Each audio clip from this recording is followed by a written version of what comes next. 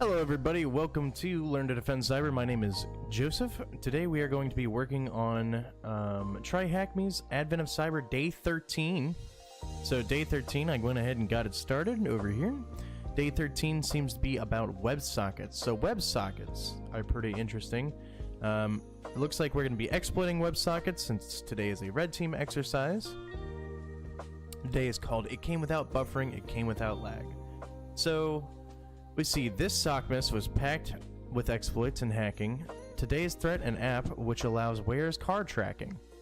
Funny, because today, if you watched Jerry's Cyber Threat Brief CISO series, actually had a story about how Texas is cracking down on one of these car data tracking apps for insurance, you know, like Progressive does.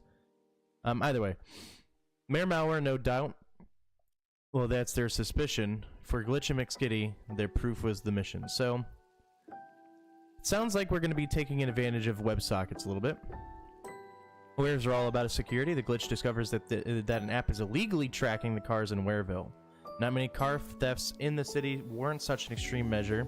He reaches out to McSkitty to investigate and identify how the application is tracking them and leaking the user's positions.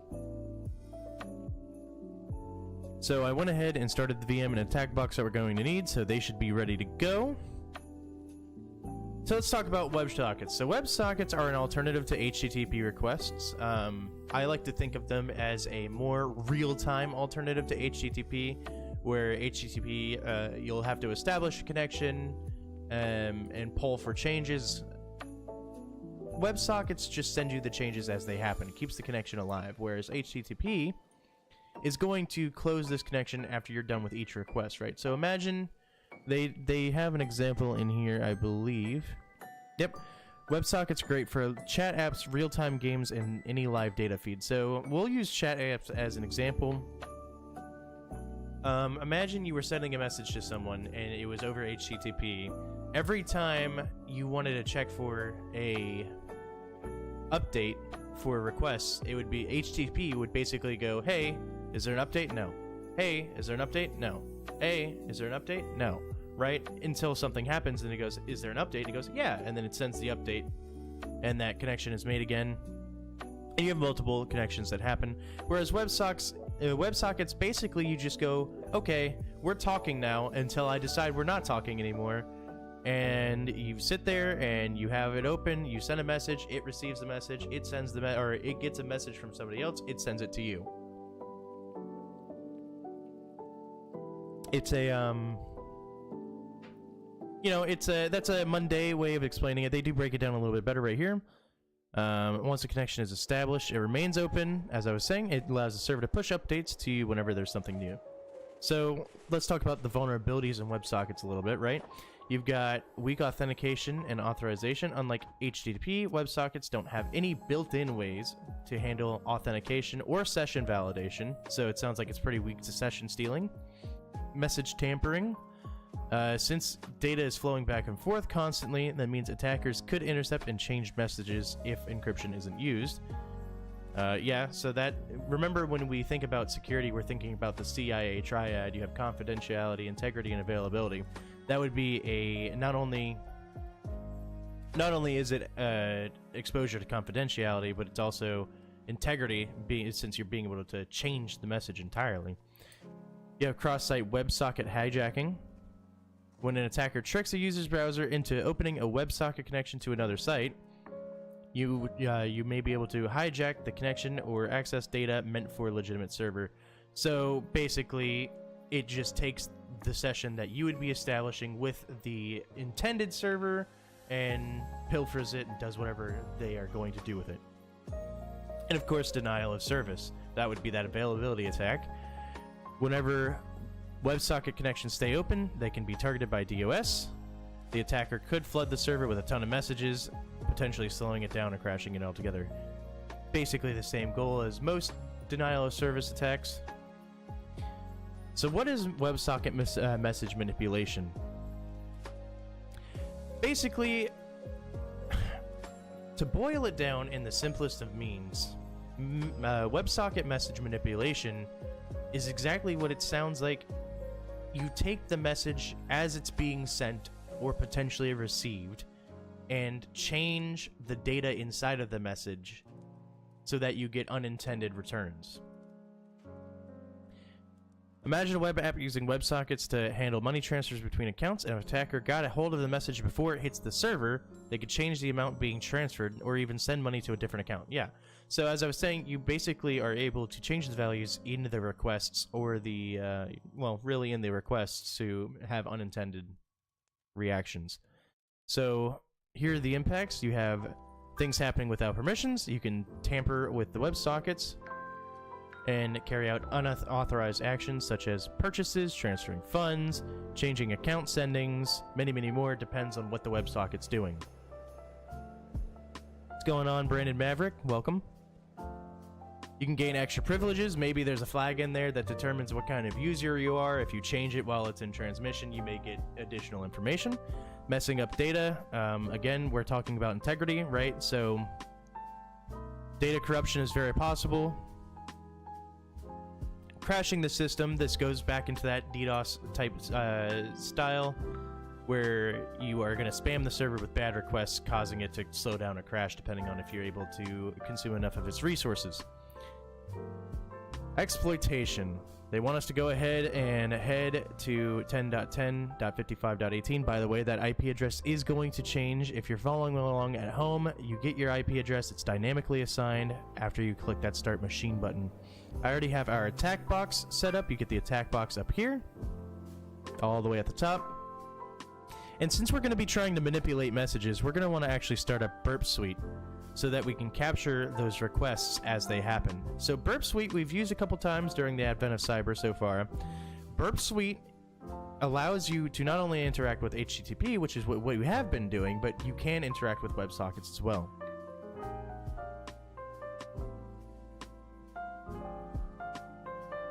Oh, I'm messing my whole setup up.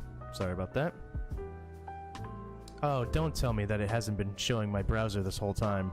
Ha ha! Nice. Nice.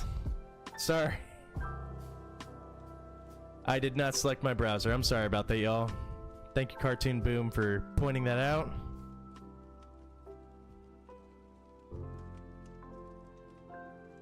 Oh. My instance has been terminated. What? Oh, my web server was terminated. Oh well. We'll have to start that back up.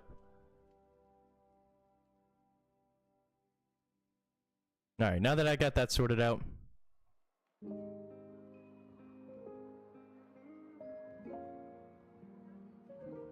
Alright, we have to wait for that server to spin back up. I pointed it out earlier, but because I didn't have my screen selected, this is the Start Machine button. This is where you can get the IP address that they want you to navigate down to right here. You see right now it says machine IP. It will be dynamically assigned as the machine comes up. And then we have our attack box up here is where you go ahead and load that up. There's a button once it loads up. I'll show the split view so you can see it. This button right here allows you to see it in full screen, and that's why it's in another tab in my browser. So that should be coming up soon. I can't do anything until it comes up.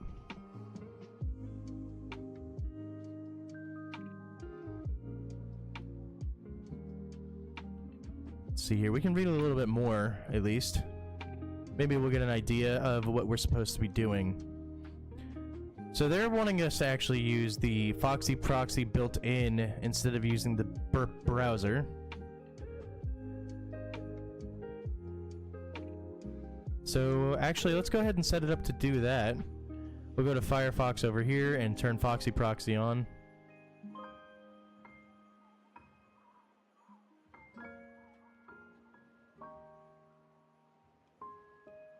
There we go. I got a new IP 10.10.105.154, so we should be good to continue on with that. So we'll turn Foxy proxy on to burp. Should be going now. We will take this out of full screen, make sure we move it to somewhere where y'all can see, get burp up, go over here. We're going to just click through here because we're doing a temporary project. We're not actually saving this. Go ahead and start it up.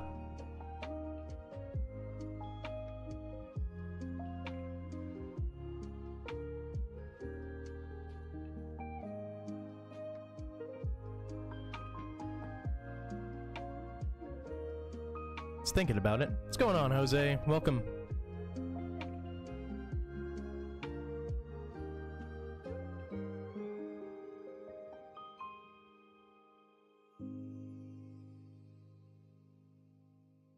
I think this is the longest I've ever seen Burp Suite take to start a project.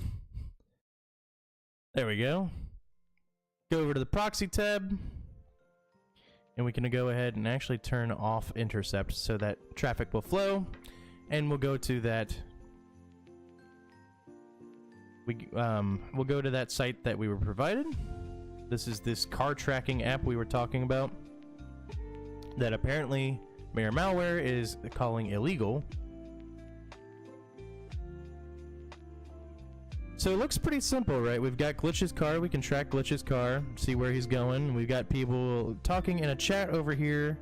We see McSkitty. I'm sure more people. We got Marta Mayware. We were talking with her yesterday, or one of the previous days. And we can see some HTTP history, and we've got WebSocket history too, because this is a WebSocket app. You can see us sending information to the client, or to the server, and receiving information. And around here somewhere, we should see our request to track Glitch's car. Yep. So, this looks like it. Track user ID 5. That was our request. You remember we hit that button. This is a real-time web app that we're using. We hit that button, and we started tracking Glitch's car. Now, we should possibly be able to see, this is a bunch of the position information. Give me one moment, please. I'm getting a phone call.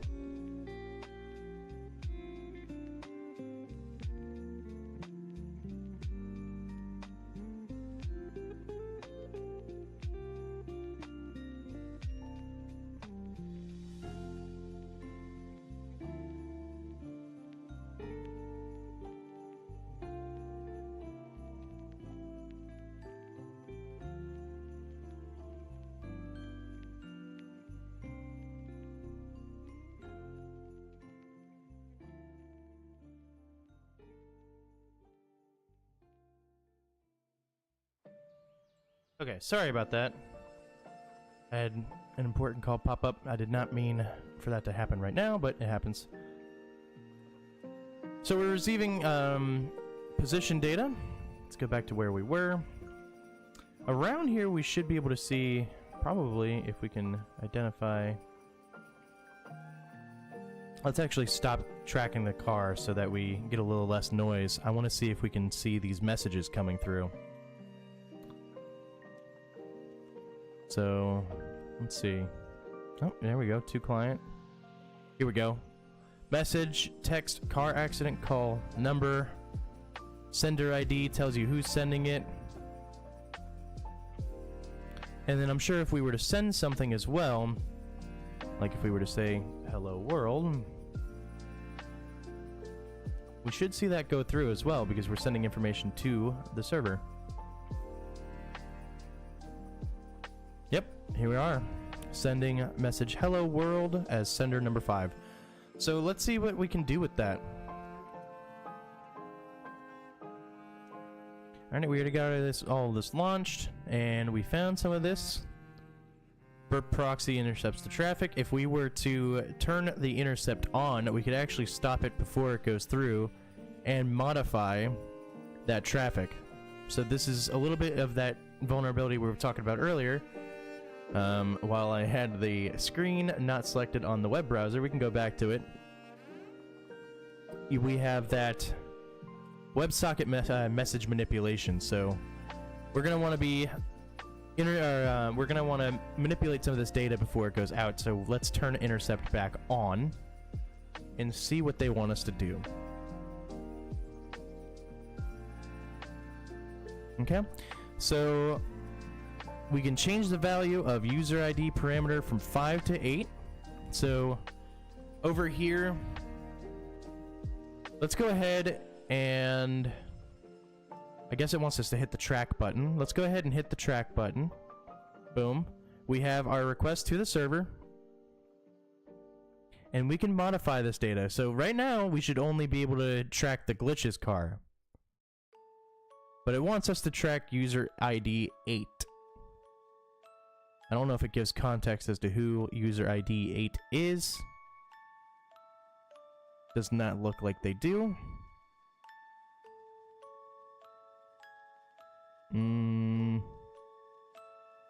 Not seeing. So let's go ahead and just do it anyways.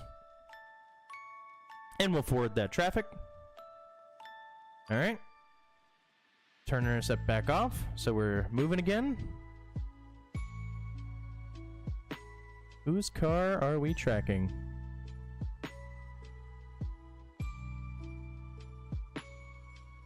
Definitely went through.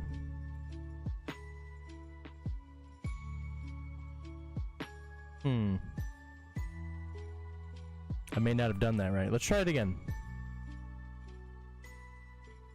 We'll turn intercept back on. Hit track. Oops. Change that ID to 8. Hit forward. Forward. Oh, and we got a flag.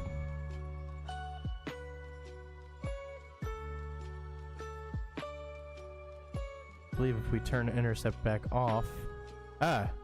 So it looks like we are tracking the Mayor Malware's car now. I think somebody's tracking my car. Try hack me. Dude, where's my car? Nice reference. Good movie. I'm doing well, Jose. How about you? So we got that flag. Go ahead and paste it there. Boom. Following the successful identification of the WebSocket message manipulation vulnerability, Glitch continued testing for other ways to exploit the application. This time, he wanted to see if messages posted on the app could be altered and manipulated. Is it possible to post using a different user ID? So we already identified that we can change the ID of what car we're following. So let's see if we can do a similar method. We'll turn intercept on. And it will say, hello. Oops, what is going on here? I would like to continue typing. Please do not do that.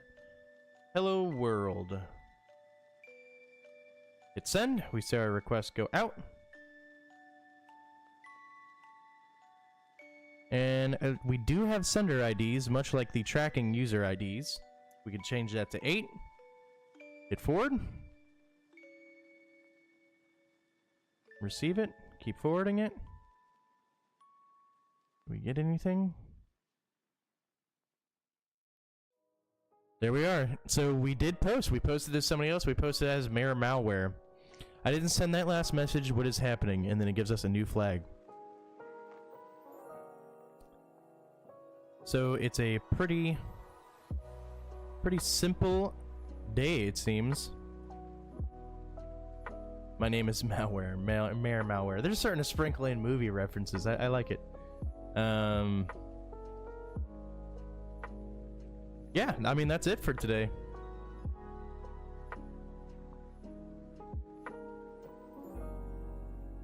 I'm just trying to see if there's anything that we missed that we could talk about really quick. Now, I did explain everything with the screen dark, but is Burp Suite? No. Is Burp Suite Pro necessary for day-to-day pen testing? If you're working for a company, we can pivot over views right quick. If you're working for a company, well, if you're working for a company, they should be paying for Burp Suite Pro. It's not necessary. Technically, there are ways to do things like what we did. I mean, again, we did this with the free version. Community version's free. Yeah, Jose, it was quick. I'm surprised too, honestly. It was a pretty short day, though. I mean, you can see from the top to the bottom, it's really not that much. It's a lot of big pictures, that's for sure. Walking you through how to do it.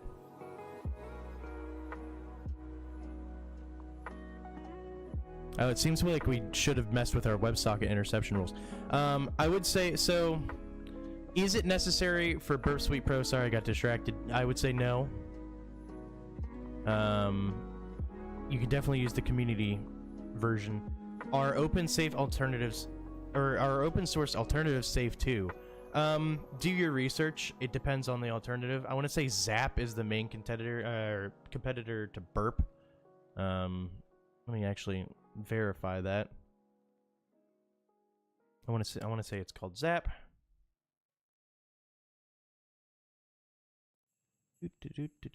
Yeah, Attack Proxy. So Attack Proxy, I'll pull it up really quick. Let me go back over to this browser view.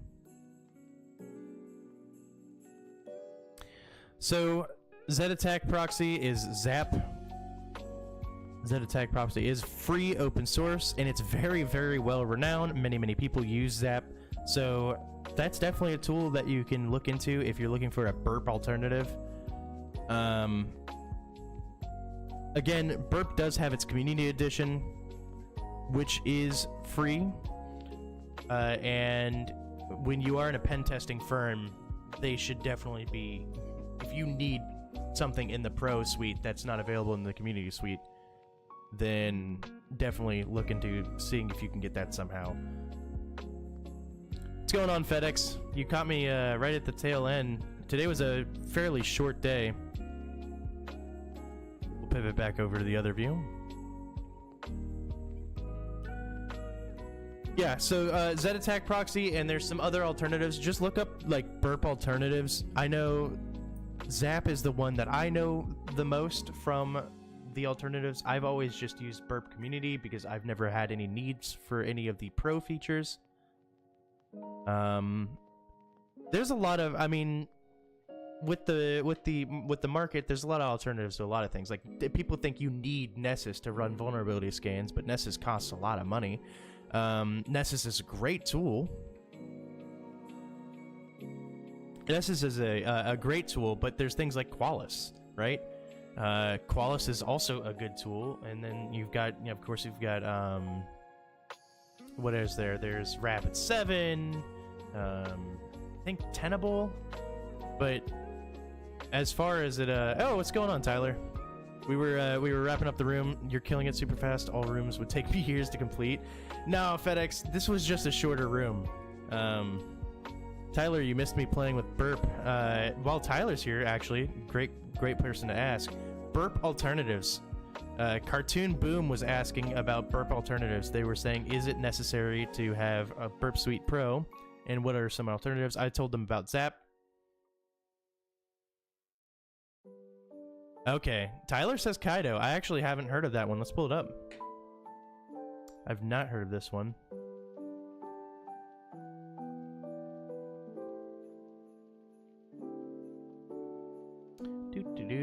Pivot over the view. So Kaido, let's see what we got here. Apparently means fallen in another language. That was the Spanish translation. Interesting. Lightweight web security auditing toolkit. Their website is in dark mode, which I always will give a big +1 thumbs up to. If you ever want to get a nod from me. Tyler says it's better than Zap and better than Community Edition. Not as good as Pro. I use Kaido exclusively on all of my live streams, but it's more affordable because it's more affordable than Burp Pro. And students can, oh wow, students can get a Pro sub for free. There you go. If you're a student and you want Kaido and you want Kaido Pro, there you go. You get it for free apparently. Does it have any more information? Get to know it, our story. See, 100% bootstrap, 100% independent just means they came from the ground up. There's their team. And then of course you've got the different information. Blog posts are always nice, telling you what's different in this application. From the pictures that you've got, it definitely looks a lot like Burp.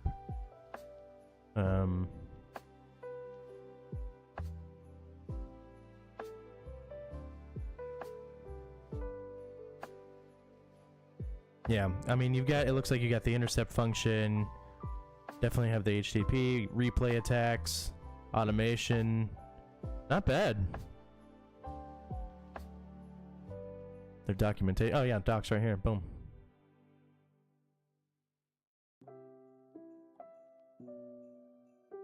Okay, so we got a little bit more information.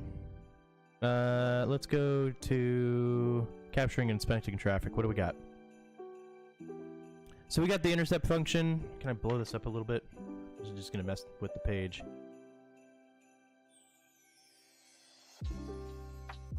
Okay, so it queues the traffic up. You've got your forwarding and your dropping. HTTP history, much like burp.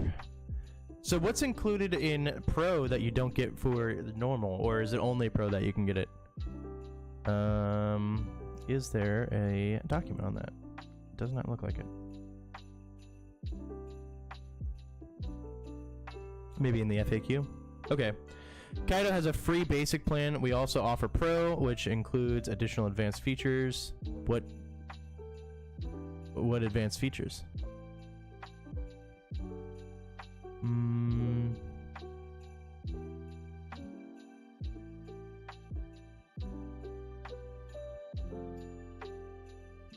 Okay, here we go.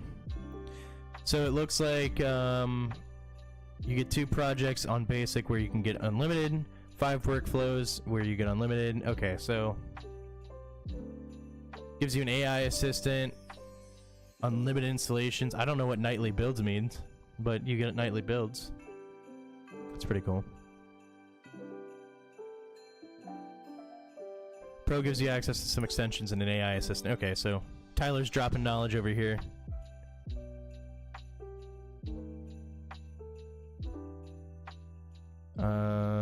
Let's see. I'm just going over chat. Sorry, one moment. Yep, Brent B, we're talking Kaido. Cartoon Boom was wondering about some Burp Suite alternatives. Free gives you access to almost everything. Yeah, that as I can see here, we're looking at it on screen. It does look like it gives you access to pretty much everything. You just get a couple additional nice-to-haves.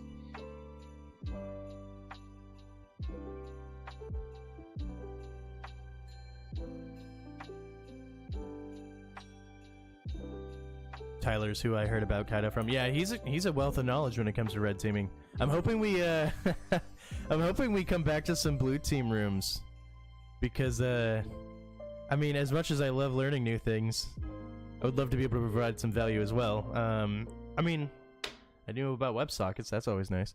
But other than that, it's just nice to see some variety. They've been on a red team buffet. I think we'll circle back to it though. They tend to go back and forth. I hope to see you both guys doing a stream together. What, where you can just sit there and hack me and I can light my hair on fire?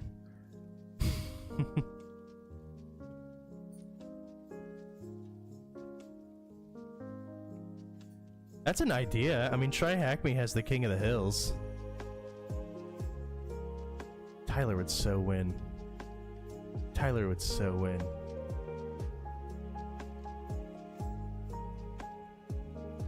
Oh, man.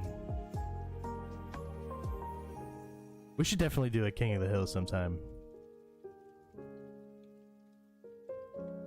I don't even know if he's still there. I'll DM him or text him. One of the two. Oh, there he is. Live boxing match at DEF CON between me and Joseph. There you go. What's going on, Kim?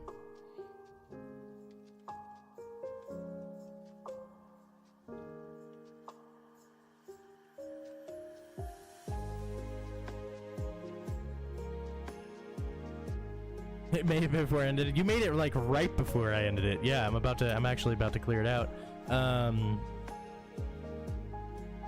So the question here is, did you take advantage of the Try Hack Me Black Friday special and you have a sub now, or are you still using the free version?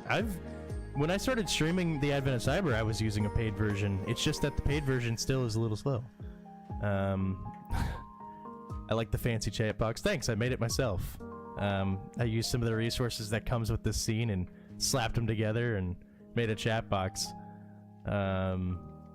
No, I'm using the paid version, but no, I did not use the Try Hack Me Black Friday deal like I should have, just because it was a little much all at one time.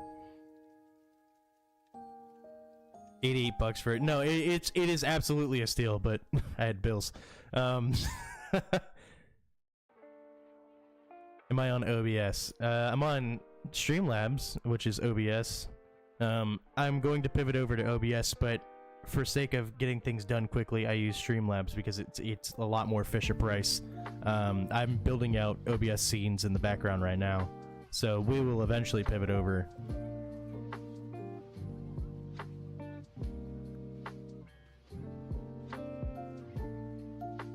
I jokingly complained on a stream that THM should give me a free sub since I promote them all the time, and the next day they email a code for a free year sub. Look at you, Tyler. There you go. FedEx wants to know if I'm gonna have snow in the stream. No. No. Mike Lomenzo. It's a steal for sure. Absolutely. Yep. No, yeah. Streamlabs, yeah. Kim's laughing because I called it the Fisher Price. It is the Fisher Price of streaming software. All right, y'all. Well, I'm going to go ahead and round it out. Tomorrow we'll be live again for day 14. Day 14. It's going to be at noon. Saturdays are always at noon. Sunday, I'm probably going to aim for later in the day. I might be stealing a little bit of Tyler's time and going into the night around 8 o'clock Eastern time. So that is noon Eastern time tomorrow, and then maybe around 8 tomorrow Eastern. So have a great weekend, y'all. I'll see you all tomorrow if you show up. If not, have a wonderful weekend, and good night.